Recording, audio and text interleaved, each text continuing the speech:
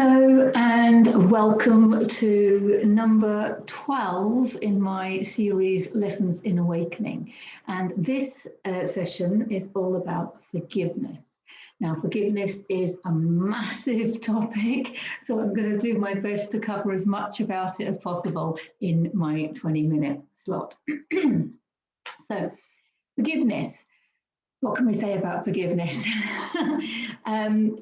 The thing about forgiveness is it's not about changing the past. Forgiveness changes your future. That's why it's so important. It is not about past events. It's not about people from your past that you're having difficulty forgiving, perhaps.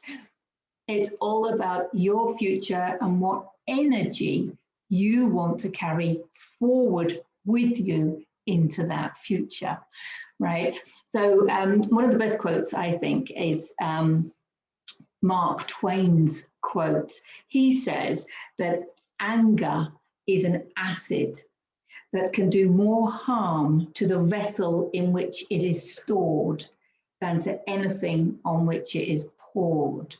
So I think that hits the nail on the head. The thing about forgiveness is about releasing those heavy density energies, emotional energies of anger, bitterness, resentment, heartache, betrayal, all of these energies that we're holding within us. When we hold a grudge against somebody, you know, or if you just bring to your mind's eye a person or an event in your life and just focusing your consciousness on that brings up those lower emotions, then that shows you that it is your energy.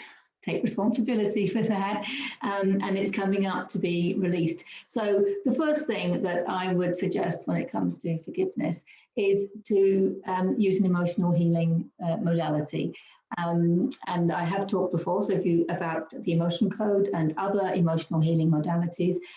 So if you haven't seen the previous videos in this series of Lessons in Awakening, please go back and have a look, because there's one on the importance of emotions, and there's also a couple on the emotion code and how we can actually use it to release those emotions. Because we can literally ask with the emotion code, are there any trapped emotions of anger that I can release at this time? Are there any emotions from a particular event in the past that I can release at this time? Are there any trapped emotions of resentment, bitterness, heartache, betrayal, all of this? And you can literally just release them. So that is a major first step. But what I do want to do is just have a look at the importance of forgiveness. And I'm going to share my screen and share my trusty scale of consciousness. Okay, now this, as I have said before, comes from a bigger, more complicated or complex, more detailed, I should say, map of consciousness from Dr. David Hawkins in his book Power versus Force. But for copyright reasons, I can't share that. So I'm going to be using this one again. So obviously releasing these lower emotions is going to help you. But what I want to say here about forgiveness is on the larger map of consciousness, there's other things at these particular frequency levels. So for example, forgiveness is actually at the level of acceptance. Okay, we can see acceptance here on the chart, and that's at 350. Well, at that same level of consciousness, we also have gratitude, harmony, and transcendence and forgiveness. They all come together. And by overcoming these, rising above these, if you look at them like spiritual lessons, I often look at these like the chart provides us with like little spiritual lessons in order to grow and expand our level of consciousness. So the spiritual lesson, in order to elevate your level of consciousness to that of reason and love ultimately, okay, well, not ultimately, but love is like a really good place to be, right? In a state of love. To get there, we do need to accept and forgive. Acceptance and forgiveness, I often look at these as the steps, the stepping stones to self-love, because we do need to transcend this in order to raise our frequency up to that of reason and love and beyond.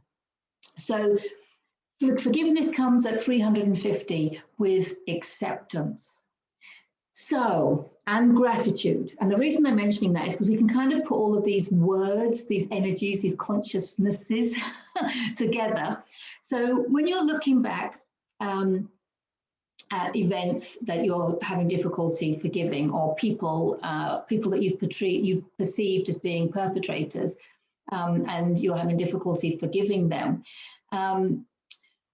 So have a little think. Was the perceived negative event a necessary wake-up call for you? Okay, very often when we look back on an event, we have all this bitterness about what happened at the time. That's all story and ego, of course. But actually, we look back and we realize, oh my goodness, if that hadn't happened, I would never have done X, Y, Z. And doing X, Y, Z was part of your path and who you are now and where you're going. And when we can start doing that, even with events that we really have perceived as traumatic, even, it does help us see kind of the method in the madness. Any event in the past that helped you see the importance of learning to love yourself, for example. Okay. Any event that caused you adversity. We wake up basically more readily in times of adversity. If things were really cushy for us, then we're not going to have a reason to change things and to grow and to learn and to expand.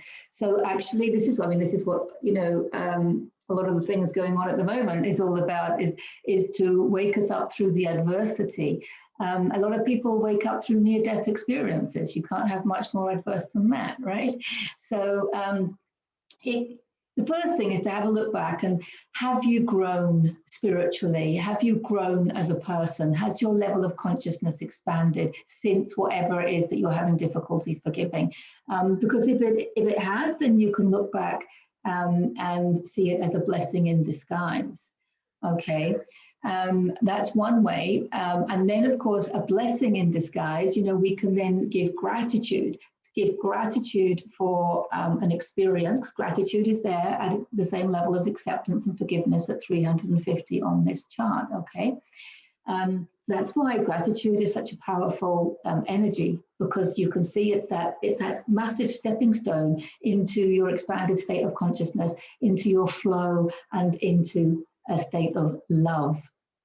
So looking back at events as being blessings in disguise is a really, really powerful way to bring harmony to yourself. It releases those lower emotions. So it is about releasing the anger, the resentment, the bitterness, obviously. And there are many ways that we're focusing on doing that. But also to bring that harmony within to yourself. So if you can put some gratitude on it, even if it's in the form of, well, if that hadn't happened, I wouldn't have done X, Y, Z, which is a good thing. So let me just stop sharing that for now.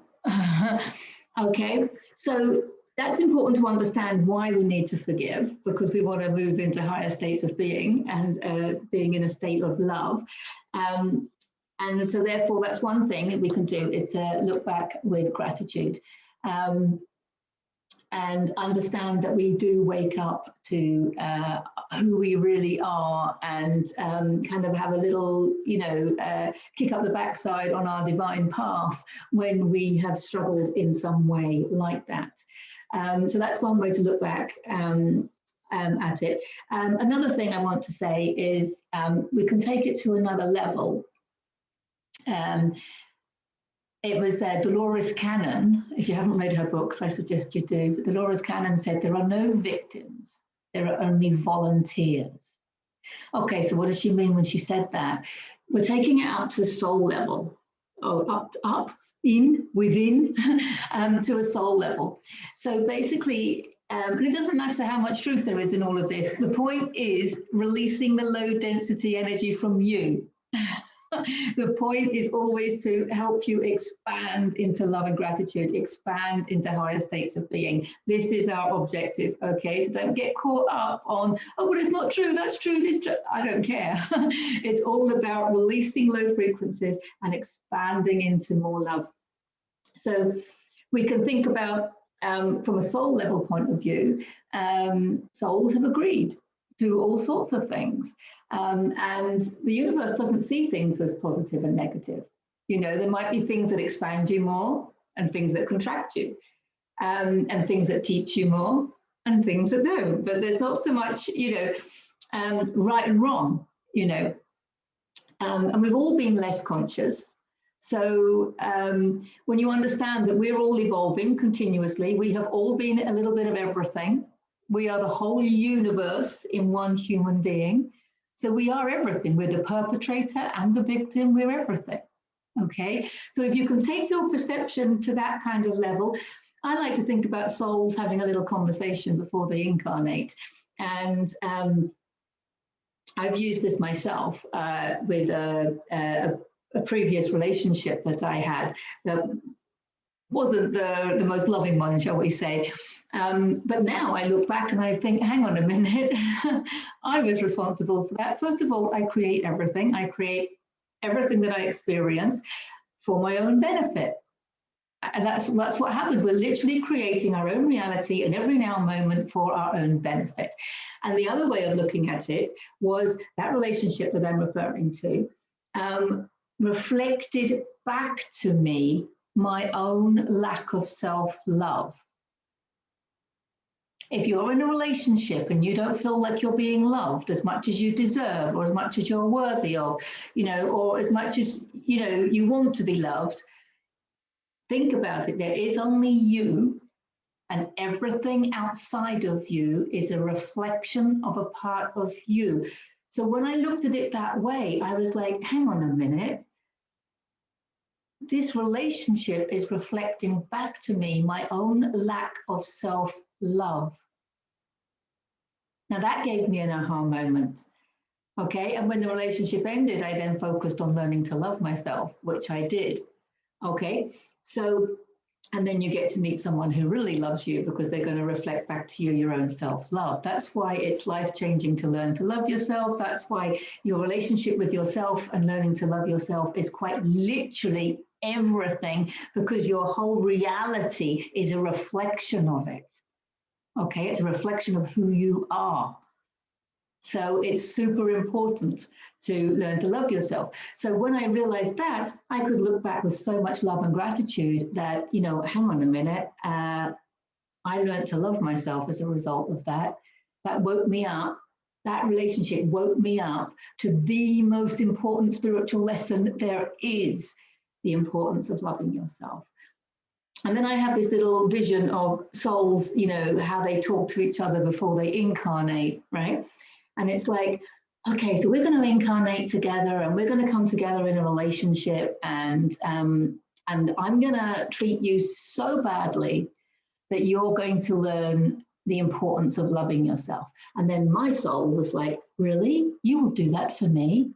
Yeah, I'll do that for you. I'm going to incarnate, we'll get together, and I'm going to treat you really, really badly, and reflect back to you all your own lack of self-love, so that you really understand the importance of loving yourself and respecting yourself and trusting yourself and feeling worthy and deserving and all these things, right, that are holding us back. But at a soul level, you know, I imagine my soul going, wow, you'll do that for me, thanks, you know. And I'll do that for you. I guess in a lot of cases it would be like that. And then when I realized that, I was like, wow, you know, I thought this was about me forgiving them. I really thought the whole point of forgiveness was me forgiving them. And then I thought, hang on a minute, I had got to a state where I had released those negative emotions, the bitterness, the resentment, the betrayal. I mean, all those negative emotions, you know, as I said, we can use emotional healing techniques to release those. And I was in a place of neutrality. So it was like I wasn't kind of being triggered by this person. I didn't have any, you know, emotional attachment, which was massive progress, of course, massive progress. But then when I looked at it from this higher soul perspective, I actually thought, oh my goodness, I thought it was about forgiving them. But then I thought, hang on, I put them through that. I created the whole situation for my own benefit. In other words, I put them through that not very pleasant relationship. I put them through that for my benefit so I would learn to love myself. And then I just had this aha moment of who needs to forgive who? There is only me. And that's when I realized that this is about forgiving myself. Forgiving myself for creating that and for putting all this emotion and resentment and everything onto somebody else when I have to take responsibility for creating my own reality. And when I realized that they played that role for my benefit, my heart expanded with love and gratitude. That's forgiveness. That's forgiveness, when those lower emotions of resentment and bitterness and anger, when we can transmute them into love and gratitude and peace and harmony and joy. All that comes with reason and understanding and acceptance and all those things on the chart that I showed you. So that's kind of really powerful, and that really, really, really helped me. So just looking at it from a soul perspective, realizing that we have agreed to a lot of this, and the more adverse the situation, the more opportunity we have for growing. And I want to quote Bernie Siegel, who wrote the book, Love, Medicine and Miracles. He says, when you have an emotional trauma, you will grow. Whether you grow a tumor or whether you grow spiritually, the choice is yours. When we hold that anger, resentment, bitterness, and all those lower frequencies, as I've talked about before in other videos about emotional healing, they are just going to grow and keep you down and keep you in a low, dense situation. And they're going to they cause illness and disease and malfunction and blockages in your natural flow. And so they do cause illness and stuff. So, you know, if you want to harbor all of those, that's kind of not a good idea. So you get a choice of looking at it from a higher perspective, looking at it as a spiritual lesson, looking at it from an expanded state of consciousness. That way you can transmute all of that into love and gratitude and forgiveness, which is that powerful. So yes, the choice is yours. You know, you can grow a tumor or you can grow spiritually. So loads of different levels there that you can work on. But seeing it from a soul level, taking responsibility, however adverse the trauma was, just seeing it as an opportunity to grow, an opportunity to learn to love yourself, and an opportunity to understand the depth of forgiveness. So choose a belief that serves you. You know, when you make up these little scenarios about the souls talking to each other, you know, if that doesn't resonate with you, you know, it's not, like I say, it's not about how true something is. It's about what aids you to raise your frequency. It's all about raising your frequency. What aids you, what helps you raise your frequency. Choose a thought about the past that's going to expand you rather than contract you. So think about people from your past, bring them to your mind's eye, and what emotion have you attached to that person? Because this is an example of how that emotion, if it's not a positive one, by choosing to look at things from a different perspective, you can shift it into a loving and grateful one. So I hope that helps. And one more thing I wanted to mention, yes, just to help you on your forgiveness path, there is a beautiful, powerful Hawaiian mantra called Ho'oponopono. I hope I said that right. I'll put it in the description below. Ho'oponopono. I could have practiced that beforehand. I still wouldn't have said it right. But anyway, Ho'oponopono. It's a powerful Hawaiian mantra, and it's I'm sorry, forgive me, thank you, I love you. You can have a look on YouTube. You will find loads of meditations and chanting and mantras and all sorts of things, and of course loads of information about that. It's very powerful for helping you get into the frequency of forgiveness. And just so you know, that when we looked at the chart, you see how acceptance and forgiveness at 350 comes after willingness at 310. So if you haven't already seen my lessons in awakening for willingness, the power of willingness and getting out of denial, have a look at that one. Check that one out as well, because that takes you, it's like a progression, lessons in awakening, and how to go up that chart of consciousness. So we've got the willingness, and now we've got the acceptance and the forgiveness to take us into an expanded state of love. I hope that helps. I hope I haven't missed anything out. If I have, I'll put loads of things in the description below, so please have a look at it. If you enjoyed the video, please like, share and subscribe. Lots of love to you all, and I look forward to seeing you on the next video. Bye for now.